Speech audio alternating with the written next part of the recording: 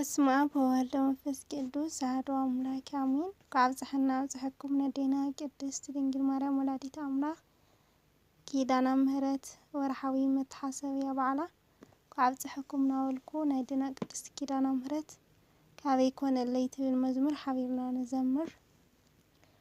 ካበይ ኮነለይ እዚ ሰናይ ዕድል ንዓኺ ድንግል ክህበኒ ልዑል ብፍቕርኽየ በፂሐ ብሓሳበይ ምስጋና ኣለኒ ድንግል ማርያም ኣደይ።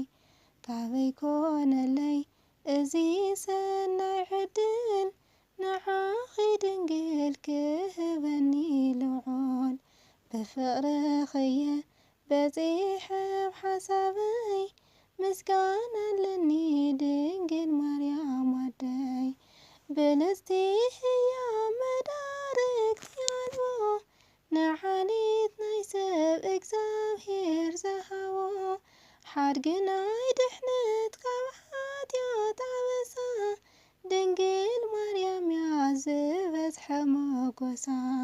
ካበይ ኮነለይ ኣደ ክትኮነኒ ጓል ክንኽብሃል ካበይ ኮነለይ ክርስቶስ ሂወኒ ኮይኑ ብልዕሊ መስቀል ካበይ ኮነለይ ብልጽቲ ሕያወይ ናይ ምሕረት ናይ ተስፋ ካበይ ኮነለይ ንስኺ ምዃንኪ ድንግል ኣደ ተስፋ። ካበይ ኮነለይ እዚ ሰናይ ዕድል ንዓኺ ድንግል ክህበኒ ልዑል ብፍቕርኽየ በፂሐ ብሓሳበይ ምስጋና ኣለኒ ድንግል ማርያም ኣደይ።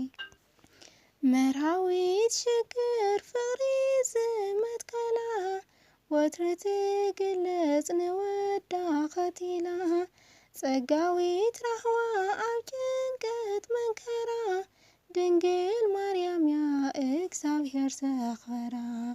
ካበይ ኮነለይ ክትለዎ ወበይተይ ከምቲ ናይ ደኪማስ ካበይ ኮነለይ ጉለት በረከተይ መሊኡ ክፈስስ ካበይ ኮነለይ ስኽፍታ ፍርሓተይ ናብ ትብዓት ክቕየር ካበይ ኮነለይ ብኣማላድነትኪ ሂወተይ ክምቅር ካበይ ኮነለይ እዚ ሰናይ ዕድል ንዓኺ ድንግል ክህበኒ ልዑል ብፍቕርኽየ በፂሐ ብሓሳበይ ምስጋና ኣለኒ ድንግል ማርያም ኣደይ።